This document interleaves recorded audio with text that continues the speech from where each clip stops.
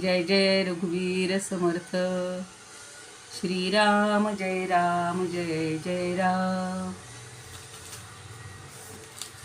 शुका सारिखे पूर्ण वैराग्य जाचे, वसिष्ठा परिज्ञान योगेश्वराचे. कवी वाल्मिका सारिखा मान्य ऐसा, नमस्कार माझा सद्गुरु रामदासा. शिवथरघळ नगर ग्रंथराज दासबोध वाचन निरूपण समूहावर या 6व्या आवर्तनामध्ये आपण अरण्यकांडाचा आस्वाद घेतोय आणि त्याचंच पुढचं पुष्प गुंफण्यासाठी आज मला संधी मिळालेली आहे. प्रथम श्रीरामांना, समर्थांना, मारुतीरायांना आणि आपल्या तुम्ही श्रोते जगदीश मूर्ती, तेथे माझी व्युत्पत्ती किती, बुद्धिहीन अल्पमती सलगी करीते, आपल्या सर्वांच्या हृदयस्थ परमात्म्याला वंदन करून आजच्या विवेचनाला निरूपणाला प्रारंभ करते. प्रथम समर्थ पंचक म्हणते आणि नंतर आजचा जो विषय आहे त्याला प्रारंभ करेन. यो मातृगर्भतो जात शुक्तिको मौक्तिकं यथा, देशधर्मामृतं यो हि श्रीसमर्थं प्रणौमितं. स्फूर्तिशक्तिवसन्तोय पुण्यज्ञानसरोवरः, रामभक्तेर्यः राम श्रीसमर्थं प्रणौमितम्. अज्ञानतिमितार्कोय सुधांशुः शान्तिदस्तथा, सत्तत्त्वरत्नगर्भोय श्रीसमर्थं प्रणौमितम्. यस्तप्तरुत्सुधावृष्टिर्यो दीनजनकामधुक्, मुमुक्षुमुक्तिदं तीर्थं श्रीसमर्थं प्रणौमितम्. पार्थसारथिवद्यस्तु शिवराजसुरद्रुमः,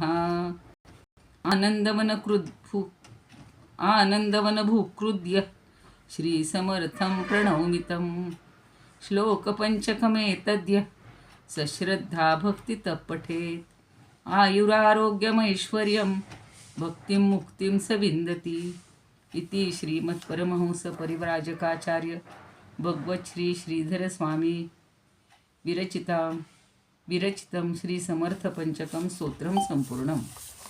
तर रामाची स्तुती करूया. चिदाकारो धाता परमसुखदः पावनतनु, रवीन्द्रै योगीन्द्रैर्यतिपतिसुरेन्द्रै हनुमता. सदा सेव्यः पूर्णो जनकतनयाङ्गः सुरगुरु, रमानाथो न रामो रमतु मम चित्ते तु सततं. मुकुन्दो गोविन्दो जनकतनया लालितपदं प्राप्ता यस्याधमकुलभवा चापि शबरी. गिरातीतो गम्यो विमलधिषणैर्वेदवचसा, रमानाथो रामो रमतु मम चित्ते तु सततं. धराधीशोऽधीशः सुरनरवराणां रघुपतिः, किरीटी केयूरी कनककपिशः शोभितवपुः. समासीनः पीठे रविशतनिभे शान्तमनसो, रमानाथो रामो रमतु मम चित्ते तु सततं. वरेण्यः शारण्यः कपिपतिसखश्चान्तविधुरो, ललाटे काश्मीरो रुचिरगतिभङ्गः शशिमुखः. नराकारो रामो यतिपतिनुतः संसृतिहरो, रमानाथो रामो रमतु मम चित्ते तु सततं. विरूपाक्षः काश्याम् उपदिशति यत्नाम शिवदं, सहस्रं यन्नाम्नां पठति गिरिजा प्रत्युषसि वै. खलोके गायन्ति स्वरविधिमुखा यस्य चरितं, रमानाथो रामो रमतु मम चित्ते तु सततं. परो धीरो धीरो सुरकुलभवश्चासुरहरः, परात्मा सर्वज्ञो नरसुरगणैर्गीतसुयशः.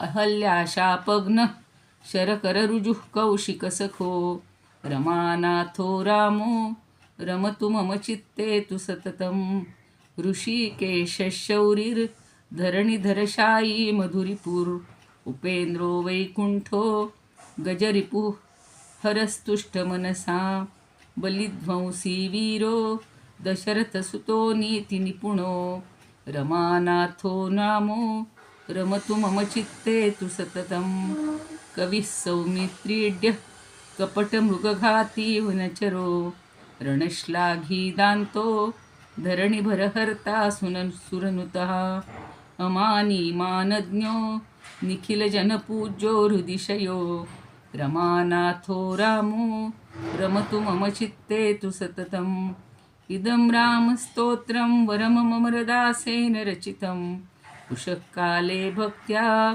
यदि पठति यो भावसहितं मनुष्यस्य क्षिप्रं जनिमृत्युमभयं तापजनकं परित्यज्य श्रेष्ठं रघुपतिपदं याति शिवदम् इति श्रीमद् रामदास पूज्य पादशिष्य श्रीमद्हंसदास शिष्येणाम अमरदासाख्य कविना विरचितम श्रीरामचंद्राष्टकम संपूर्ण.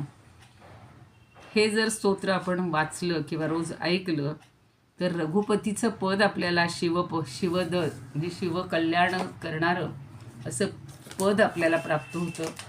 तसंच आपल्यालाही सगळ्यांना हे पद प्राप्त होऊ देत अशी प्रार्थना करूया. रामाचं सुंदर असं चरित्र आपण वाचतोय आहेत, ऐकतो आहोत. मागच्या वेळेला आपण खराचा वध कसा रामानं केलेला आहे त्याच्या अगोदर शूर्पणखेची विटंबना पाहिलेली होती. शूर्पणखेनं खराला सांगितलेलं होतं आणि खर अत्यंत खवळून आपल्या 14,000 सैन्यासह आला. दूषणाचाही वध झालेला आहे, त्रिशिरसाचाही झालेला आहे आणि एखादा ग्रह आकाशातून पडावा, कोसळावा तसा खरं हा मृत्यू पावलेला होता, जमिनीवर कोसळलेला होता. रामाचं शौर्य, रामाचा पराक्रम सगळ्यांनाच खूप आनंद देऊन गेलेला आहे. सगळे ऋषी सुखी झालेले होते. आता आपल्याला आपल्या आश्रमांमधून आनंदात राहता येईल. सगळे सिद्ध पुरुष, सगळे गंधर्व, सगळे रामाचं अभिनंदन करण्यासाठी जमलेले होते. देव गंधर्व सगळेच. आणि मग या रामाचं अभिनंदन स्वतः सीतेनं केलेलं आपण पाहिलेलं होतं. तीही अतिशय आनंदी झालेली होती. आता शूर्पणखेची अवस्था बघा. आता आपल्याला पुढचा भाग आज पाहायचा आहे की शूर्पणखेला आता वालीच कोणी उरला नाही. वाली म्हणजे अशा अर्थी जो आपण म्हणतो तो वाली, सुग्रीवमधला वाली नाही. म्हणजे जवळचा खरं आणि दूषण हे सगळे गेल्यानंतर आता ती रावणाकडे धाव घेते. पण तो रावण कसा आहे? आता खरं तर आपल्याला रावणाचं सगळं माहिती आहे. रावण कसा आहे? अगदी शिवाची चांगली प्रार्थना करणारा होता, तपश्चर्या करणार होता. त्याच्याकडून त्यांनी भरपूर वरही मिळवलेले होते. पण तसा जो आहे त्याचं जे पराक्रम आहे, त्याचं जे कौतुक आहे ते वाल्मिकींनी आता या एका स्वर्गामध्ये सांगितलेलं आहे. आणि त्याच्याकडे ती शूर्पणखा येते आणि शूर्पणखा येऊन काय सांगतीये ते आपल्याला हळूहळू एकेका सर्गामध्ये पुढं जाता येईल. आणि आपल्याला माहिती आहे की गीत रामायणामध्ये गदिमांनी सुद्धा इतकी सुंदर पदं रचलेली आहेत. म्हणजे ते आपले नवीन आद्य कवी वाल्मिकीच आपण त्यांना म्हणतो. म्हणजे त्यांचं एक काव्य जरी आपण ऐकलं तरीसुद्धा आपल्याला हा सगळा भाग त्यात समजतो. एवढं सामर्थ्य आहे त्यांच्यासुद्धा काव्यामध्ये, प्रतिभेमध्ये. तर आज आता रावणाचं जे कौतुक केलेलं आहे कवीने म्हणजे वाल्मिकींनी, आणि ते समर्थांनी लिहिलेलं आहे. पण समर्थांनी लिहित असताना काही स्वतःचे काही थोडेसे ते बदल करत असतात, ते आपल्याला पाहिजे. तर या रामाचं कौतुक पहिल्यांदा आहेच की एकट्या पायी फिरणाऱ्या मनुष्यरूपी रामाने, मनुष्य रूपात तो आहे, तो जरी भगवंताचा अवतार आहे पण या सामान्य राक्षसांना त्यांचं महत्त्व नव्हतं. आणि त्यामुळं त्या शूर्पणखेला काय वाटतं की हा मनुष्य रूपातला एक आहे. आणि त्या रामानं 14,000 राक्षस सैन्य नष्ट केलं. शूर्पणखेनं ते पाहिलंय. आणि तसंच 3 मस्तके असलेला त्रिशिर महाबलवान असा जो होता तो त्यालाही मारलेला आहे. तिनं ढगांच्या प्रचंड गडगडाटाप्रमाणे मोठा आवाज हा ऐकलेला होता. आणि रामाचं इतरांसाठी जे महाकठीण कर्म आहे त्यामुळे ती घाबरली होती, प्रचंड घाबरलेली होती. ती शूर्पणखा रावणाचे आधिपत्य असलेल्या लंकेत आलेली, आता धावत आलेली. तिथं पोहोचल्यावर तिनं पाहिलं की रावण पुष्पक विमानात अगदी अर्थात 7 मजली असं ते आहे आणि राजवाड्याच्या वरील भागात बसलेला आहे. त्याचं राजोचित तेज झळाळतंय, म्हणजे त्याचं जे कौतुक आहे ते तर आपल्याला समजतच आहे, तो काही असा तसा नव्हताच. इंद्राच्या सभोवती मरुद्गण असलेला, त्याप्रमाणे इंद्र जसा शोभून दिसतो तसा हा रावण आपल्या मंत्र्यांच्या समवेत तिथं बसलेला होता, विराजमान झालेला होता. सूर्याप्रमाणे झळाळणाऱ्या सुवर्ण सिंहासनावर बसलेला होता. त्याची ऐट तर भरपूरच होती. जणू तो हिऱ्या माणकांनी जडवलेली अग्निप्रमाणे झळाळणारी यज्ञीय वेदीच होती, असं ते अगदी त्याचं आसन होतं. 10 मुखांचा, 20 हातांचा, प्रभावी प्रेक्षणीय अशा लवाजम्यासह असलेला हा रुंद छातीचा, रौद्र अशा राजलक्षणांनी सजलेला असा तो रावण होता. आणि तप्त सुवर्णाप्रमाणे झळाळी असलेल्या, पुढं मात्र जरा ते वर्णन विचित्र वाटतं की कुत्र्याच्या दातांप्रमाणे तीक्ष्ण दात असलेला, पर्वताप्रमाणे विशाल मुख असलेला असा तो रावण होता. म्हणजे त्याचे दात फक्त जरा मला ते कुरूपातले वाटत आहेत. आणि तो रणांगणात आला असता साक्षात काळच उभा राहिलाय असं सगळ्यांना वाटायचं. असा तो देव, गंधर्व, भूत, मात्र, थोर, महान ऋषी, महर्षी या सर्वांनाच अजिंक्य होता. देव, असुर यांचे पराक्रम, त्यांची वज्राप्रमाणे प्रभावी शस्त्रास्त्र त्यांना सगळी गिळंकृत केली होती, म्हणजे नेस्तनाबूत केलेली होती. तो म्हणाल खरीच गिळली होती का? आणि तसंच बाणांच्या टोकांना विष लावलेलं असतानाही ते बाण सुद्धा ज्यानं निष्प्रभ केलेले होते, त्याच्यावर काही परिणाम झालेला नव्हता. देवांनी, वसूंनी त्याच्यावर अनेक वेळा युद्धात शस्त्रास्त्रांचे प्रहार केले तरी सगळे व्यर्थ जात होते. आणि शांत समुद्रात अचानक पर्वतासारख्या प्रचंड लाटा उसळल्या तरी त्या महासामर्थ्यशाली रावणानं सगळ्या भेदलेल्या होत्या. म्हणजे इतके त्यानं पराक्रम केलेले होते. धर्माचा विच्छेद करणारा तो होता, विध्वंस करणारा होता, दुसऱ्याच्या स्त्रियांना भ्रष्टे, तर सगळं त्याचे अवगुणच आहेत. पण ते आपण मोठेपणानं सांगितले गेलेत.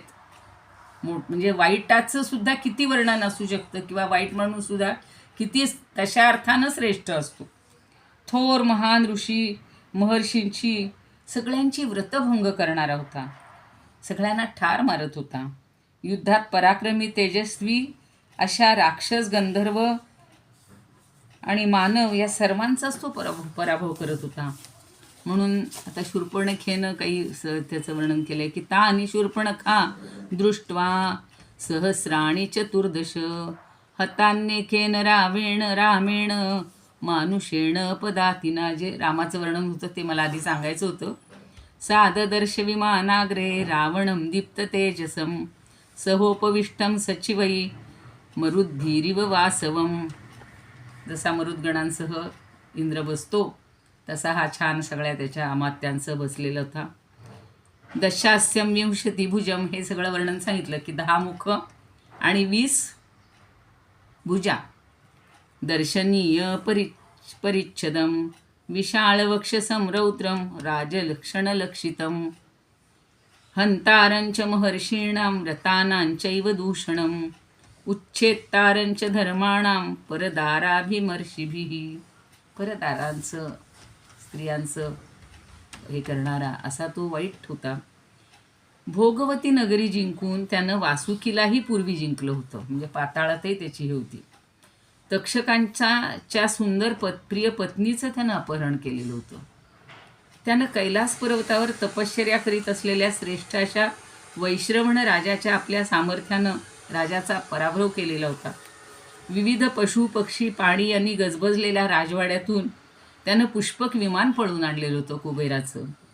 चित्ररथ नावाचे सुंदर स्वर्गीय वन, तसंच नलिनी नंदन म्हणजे कमळांचं नंदन होतं. ते सुंदर देवांचं स्वर्गीय वन त्यानं रागानं उद्ध्वस्त केलेलं होतं. म्हणजे माणसाकडे किती दुष्टपणा, काही दुष्प्रवृत्ती असते चांगलं काही बघवतच नाही. हे सगळे अवगुणांचा साठा तो होता. तो शत्रुंजय रावण आपल्या प्रचंड सामर्थ्यशाली अशा बाहूंनी चंद्र सूर्य यांनाही बाजूला सारीत असे. त्यानं गोकर्ण वनामध्ये सभोवती अग्नी चेतवून एक पाय वर करून केवळ एका पायावर उभं राहून 10,000 वर्ष तपश्चर्या केली होती. दशवर्ष सहस्राणी तपस्तप्तम महावने ऊर्ध्वपादेन गोकुर्णे येन पावक संचये. आपल्याला गोकर्ण महाबळेश्वरचे जे कथानक माहिती आहे त्याची इथं फक्त एका श्लोकामध्ये झलक दिलेली. आणि ब्रह्मदेवानं वर दिल्यामुळं तो निमिषात मोठं अंतर कापून जाऊ शकायचा. तसंच आपल्या इच्छेनं हवं ते रूप धारण करू शकायचा. तो रथकुशल असा महारथीही होता. अवकाशातील लहानग्या चंद्राचा त्यानं चावा घेतलेला होता. तसेच माध्यान्नीच्या सूर्यासारखं त्याचं प्रखर तेज होतं. पूर्वी त्यानं असंख्य बाणांचा अपहार केलेला होता. तो महासामर्थ्यशाली रावण ब्राह्मणांनी यज्ञीय अग्नीमध्ये मंत्रपूर्वक आहुती दिल्या की त्या सगळ्या पळवीत होता. तसंच सोमरसाचं अपहरण करत होता. म्हणजे ऋषींचे यज्ञ तो अजिबात होऊन द्यायचा नाही. मंत्रैरभियुतं साज्यम अध्वरेषु द्विजातिभिः हविर्धानेषु यः सोमम उपहंती महाबळः. त्यानं जबरदस्तीनं क्रौर्यानं एवढी जरब बसवलेली होती की नगरामध्ये राक्षस, सिंह वगैरे हिंस्र पशुसुद्धा घाबरून त्याला राहायचे, म्हणजे त्याच्यासमोर यायचे नाहीत. बघा, म्हणजे पशूंपेक्षा सुद्धा हा क्रूर होता. दुराचारी रावण पुण्यवान अशा ब्राह्मणांचा अतिशय क्रूरपणे नाश करायचा. तो क्रूर, कर्कश आणि प्रजेला छळणारा होता. देव, दानव, यक्ष, गंधर्व, सर्प, राक्षस, वानर, मानव या सर्वांना तो युद्धात पराभूत करणारा होता. सर्वांना त्रस्त करून सोडणारा होता. सर्वांना छळणारा होता. पुलस्त्य कुळाची वंशवृद्धी करणारा, इंद्राप्रमाणे शोभणारा राक्षसांचा राजा, महापराक्रमी, स्वर्गीय पुष्पांचे अलंकार आणि दिव्य तेजस्वी अस्त्र धारण करणारा होता. अशा त्या रावणाला विशाल आणि तेजस्वी नेत्रांची, आता जे मी सांगितलं मगाशी की अशा त्या रावणाकडे अशी ती राक्षसी म्हणजे शूर्पणखा, त्याच्याच चरणी भय आणि मोह अर्पण करीत कठोर बोलणारी शूर्पणखा तेथे येऊन बोलते. अथा ब्रवीद दीक्षी विशाल लोचना प्रमर्शयित्वा मोहनमूर्छिता सादारुणं वाक्यमदीन भाषिणी महात्मना शूर्पणखा विरूपिता. आता ती त्याच्याशी जी बोलतीये ना, ते पुढच्या ह्याच्यात त्याला राजनीती सगळी समजावून देतीये. आणि मग आपल्याला गदिमांचं काव्य त्याचा आस्वाद घ्यायचा आहे. संतप्त झालेली आहे, तिला किती बघा ना, ती अगदी विरूप झालेली आहे, विरूपाक्षी झालेली आहे पूर्ण, तिचं रूप सगळं. आणि अशा याच्यामध्ये ती आलेली आहे. तर ह्या राक्षसाकडं पाहून, म्हणजे आपल्या भावाकडं पाहून तिला असा संताप येतो की हा निवांत बसला. अमात्यांसह बसलेल्या लोकनेता अशा रावणाला शूर्पणखा रागारागानं कठोरपणे म्हणतीये, अरे स्वैराचारी, केवळ कामभोगात रमणाऱ्यास रममाण झालेल्या तू मोठं संकट आलेलं आहे ते जाणून सुद्धा घेत नाहीस. कामभोगात बुडालेल्या स्वैराचारी राजाला म्हणाली की स्मशानातील अग्नीला ज्याप्रमाणे ब्राह्मण मानतात, आता काही ब्राह्मणांची म्हणजे जे लोभी असतात त्यांच्याबद्दल हे वाक्य बोललेलं आहे, त्याप्रमाणे तुला दुष्टजन खूप मानतात. जो राजा स्वतः कार्यसिद्धी झाल्याशिवाय थांबत नाही, जो मनापासून आत्म्यापासून कार्य करतो, बघा आत्म्यापासून कार्य करतो असं वर्णन केलं, आणि त्याचे अश्रू दुःख आपोआपच नष्ट होते, त्या राजाच्या हातात संकट दूर करणं असतं. पण तो ते करत नाही, तो स्वतःमध्येच मग्न असतो. त्याला लोक दुरूनच टाळतात आणि पराधीन असून सगळेजण त्याच्याकडून राज्याचं, प्रजेचं रक्षण केलंच जात नाही. सागरात पर्वत लुप्त होतात त्याप्रमाणे ते राजे कीर्तीच्या यशाच्या प्रकाशानं उजळूनही निघत नाहीत. देव, गंधर्व, मानवांकडून तू पकडला जाशील. अयोग्य वर्तन करणारा चंचल असा तू कसा चांगला राजा होशील. ती अगदी निर्भत्सना करतीये त्याची. प्रसक्त कामभोगेषु स्वैरवृत्तो निरंकुशः समुत्पन्नं भयं घोरं बोधव्यं नावबोधसे सक्तं कामेषु भोगेषु स्वैरवृत्तं महीपतिं दुष्टं बहुमन्यन्ते स्मशानाग्निरिव द्विजाः. दुष्ट जे दुष्ट आहेत ते, ज्यांचे गुप्तचर, खजिना, न्याय यांच्याशी वैर असतं, असे राजे माणसांप्रमाणे निसर्गाच्या अधीन असतात. ते राजे आपल्या दूतांच्या मार्फत दूरवरचं पाहतात. अशा राजांचे हे दूत गुप्तहेर म्हणजे डोळे असतात. चांगल्या राजांचं वर्णन करते. पण तुझ्या दूतांनी, सचिवांनी बघा ना, त्याच्यापर्यंत बातमी चालेल नाही तिच्या दुःखाची. परिस्थिती सांगून सुद्धा तू अयोग्य वर्तन करीत आहेस. तुझी नगरं उद्ध्वस्त झाली आहेत, हेही तू जाणत नाहीस. खरं त्रिशिरस त्याप्रमाणे दूषण हे सर्वजण जनस्थानामध्ये रणांगणात ठार झालेले आहेत, तेही तू जाणत नाहीस. राम या एकट्या मानवानं अत्यंत पराक्रमी शूर अशा 14,000 राक्षस सैन्यांचा निपात केला.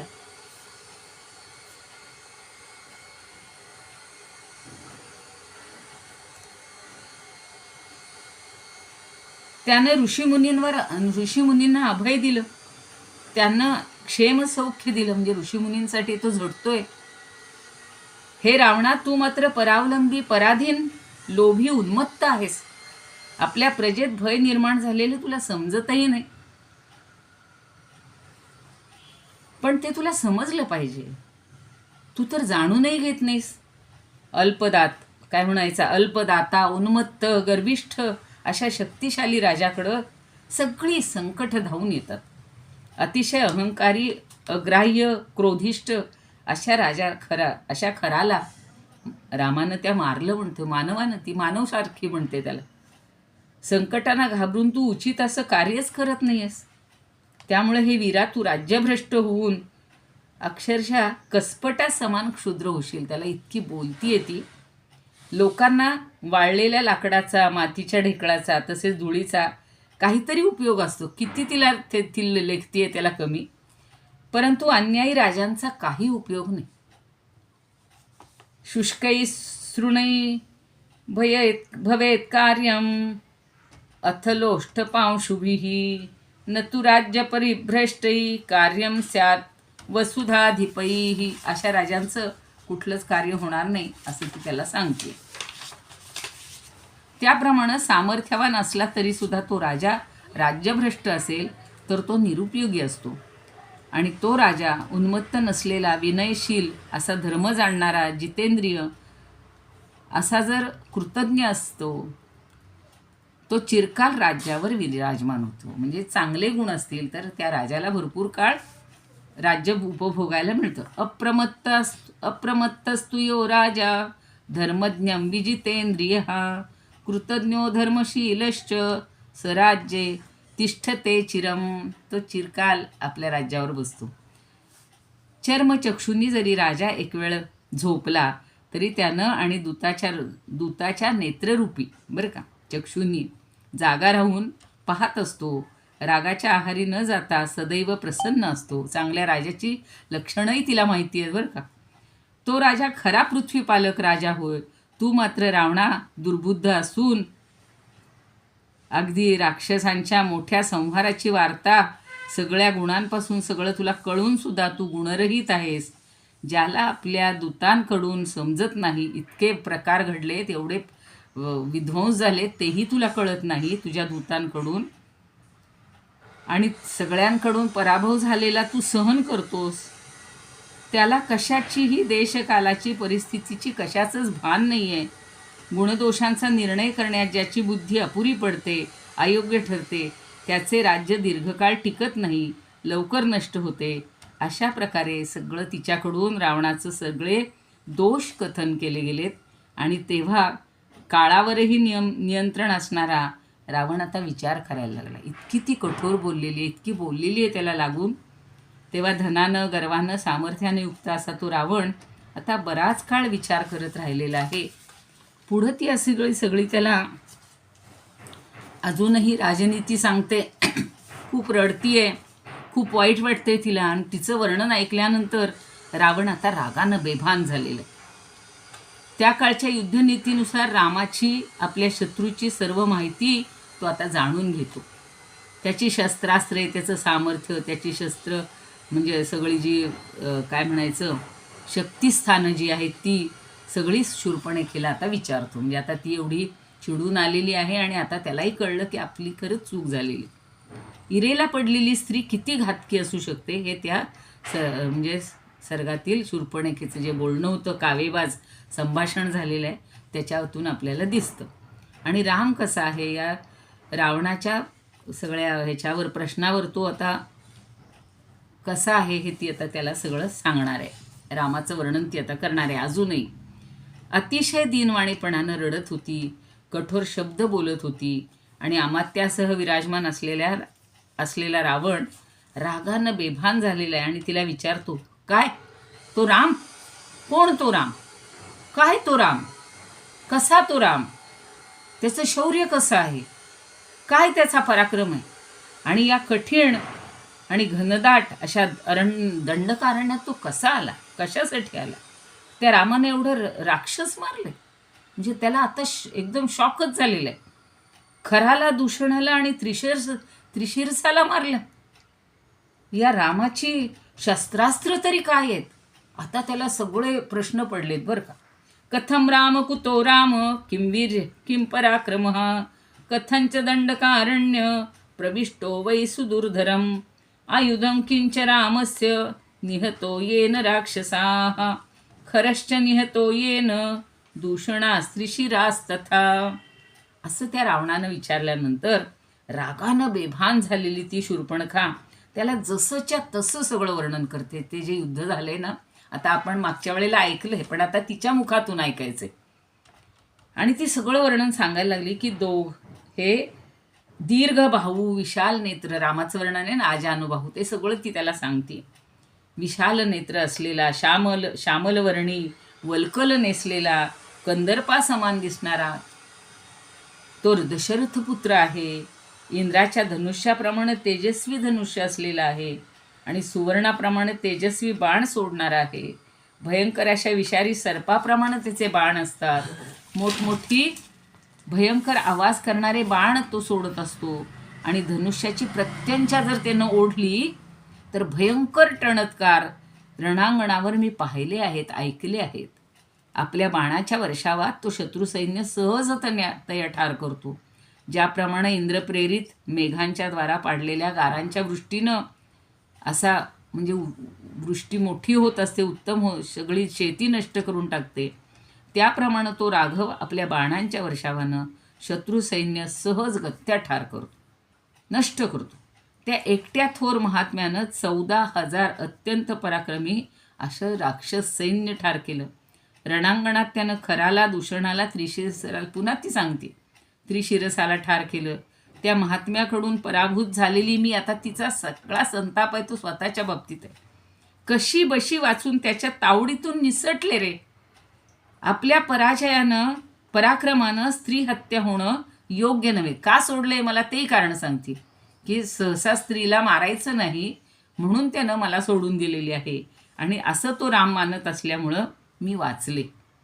त्याचा भाऊसुद्धा त्याच्यासारखाच आहे, अत्यंत पराक्रमी आहे, सद्गुणी आहे, तेजस्वी आहे, शूर आहे. त्याच्यावर मी लुब्ध झाले होते. आता ती सांगतीये. आणि नावाप्रमाणेच तो लक्ष्मण आहे, पराक्रमी आहे, शूर आहे, युद्धात अजिंक्य आहे, बुद्धिमान आहे आणि तो रामाचा उजवा हात आहे. रामाचं तो बहिश्चर प्राण आहे. हा शब्द तर मला फार आवडलाय, बहिश्चर प्राण. एका कथंचित मुक्तोहम परिभूय महात्मना रामेणा प्रतिवीर्येण स्त्रीवधे दोषदर्शिता भ्राता तस्य महातेजा गुणवान स्तुल्य विक्रमः. त्याच्यासारखाच पराक्रमी. तसंच रामाची विशालाक्षी, आता सीतेचे वर्णन ती करते की विशालाक्षी, यशस्विनी, धर्मपत्नी, अत्यंत सीता नावाची सुंदर अशी ती वैदेही देवी नाही, गंधर्व नाही, आसुरी नाही की राक्षसीही नाही, अशी सुंदर स्त्री यापूर्वी या कशातच पाहिली. म्हणजे सुंदरी नाही, गंधर्व नाही, कोणी नाही आहे अशी तिच्यासारखं कुणालाच पाहिलं नाही मी. आणि तो राम सर्व जगात त्रैलोक्यात इंद्राप्रमाणे स्वाभिमानानं, पराक्रमानं असाच जगत असतो, असाच जगत राहील. आणि ती सुद्धा रूपगुणानं प्रशंसनीय, कौतुकार्ह अशीच या पृथ्वीवर आहे. आणि तिला पाहता क्षणीच बघा, ती आता रावणाला कशी हे करते, प्रलोभन लावते.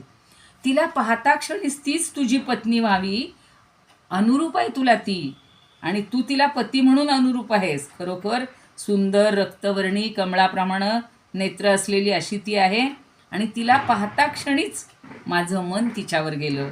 ती पौर्णिमेच्या पूर्ण चंद्राप्रमाणे तेजस्वी आहे, ती मधुर भाषणी आहे, रूपाने तुला अनुरूप आहे. आणि अशी तुझी पत्नी झाली तर साक्षात मदनसुद्धा तुला शरण येईल, असं तिनं त्याला अगदी छान चढवलेलं आहे बरं का. आणि ती जर तुला पत्नी म्हणून अनुकूल झाली तर तुझ्या मनात कामेच्छा नसली तरी जागृत होईल. अपि जीवेत्स सर्वेषु लोकेस्मिन् पुरन्दरः सा तु सर्वगुणच्छाया रूपेण प्रतिमा भुवि तवानुरूपास भार्या स्यात् त्वं च तस्यास्तथा पतिः मन्मथस्य शराणां त्वं सुविधेयो भविष्यसि.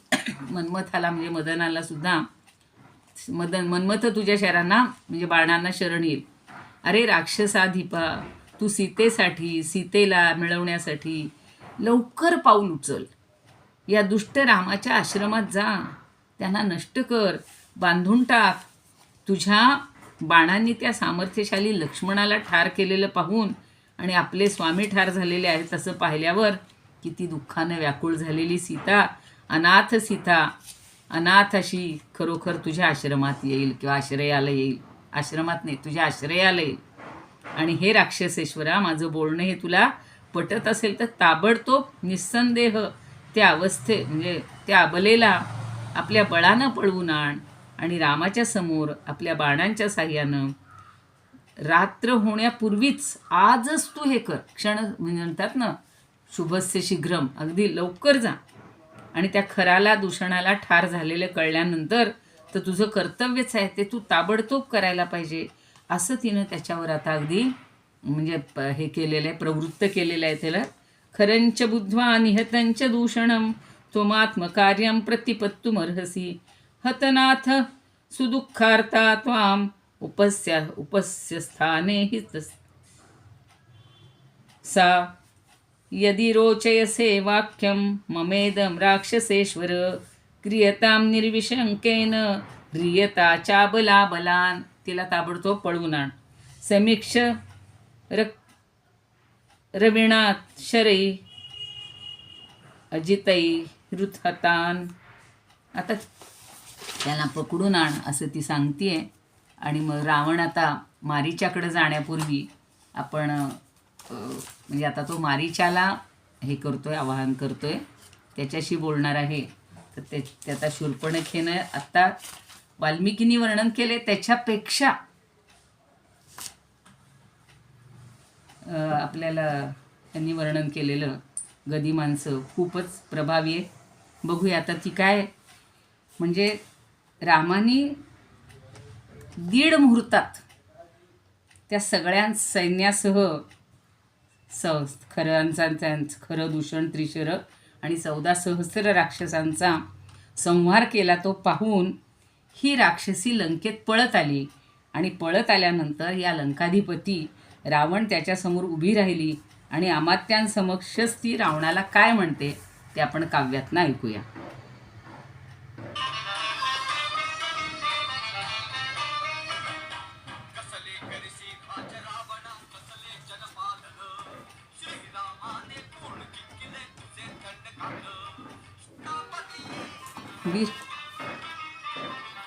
विरूप झाली शूर्पणखाती दशरथाची कृती, दाशरथीची कृती. सूड घे त्याचा लंकापती, कसले करिसी राज्य रावणा, कसले जनपालन. श्रीरामाने पूर्ण जिंकिले तुझे दंडकावन, सत्तांधा तुझ नाही तरीही कर्तव्याची स्मृती. सूड घे त्याचा लंकापती. वीस लोचने उघडून बघया शूर्पणखेची दशा. श्रीरामाच्या